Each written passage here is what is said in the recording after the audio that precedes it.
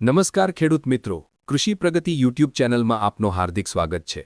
કમોસમી વરસાદના કારણે ડુંગળીના પાકમાં ફૂગથી સડો, બાફિયો, બંગડી રોગ અથવા ટ્વિસ્ટર અને કૃમિનો ઉપદ્રવ વધવાની સંભાવના છે। આ નુકસાનને ટાળવા માટે સૌપ્રથમ ખેતરમાંથી પાણીનો તાત્કાલિક નિકાલ કરવો। ફૂગજન્ય રોગો નિયંત્રણમાં લેવા માટે મેન્કોઝેબ, એઝોક્સિસ્ટ્રોબિન અથવા ટેબ્યુકોનાઝોલ પ્લસ સલ્ફર ફૂગનાશક દવાનો છંટકાવ કરવો। જમીનમાં ફૂગનો વધુ ઉપદ્રવ અટકાવવા અને બાફિયા કે બંગડી રોગ નિયંત્રણ માટે ટ્રાઇકોડર્મા, સ્યુડોમોનાસ અને બેસિલસ સબ્ટિલિસ જેવા જૈવિક નિયંત્રકોને ખોળ કે સેન્દ્રિય ખાતરમાં ભેળવીને સાંજના સમયે જમીનમાં આપવા।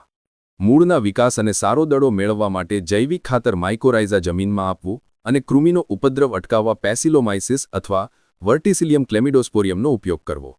જો નાઇટ્રોજનયુક્ત ખાતર આપવાનું હોય તો બોરોનેટેડ કેલ્શિયમ નાઇટ્રેટનો ઉપયોગ કરવો અને છોડની તાણ ઘટાડવા માટે સૂક્ષ્મ તત્વોનો છંટકાવ કરવો। આ ઉપરાંત જમીનને પોષક તત્વો પૂરા પાડવા માટે જીવામૃત આપવું। વધુ માહિતી માટે કૃષિ પ્રગતિ યુટ્યુબ અને વોટ્સએપ ચેનલ સાથે જોડાયેલા રહો।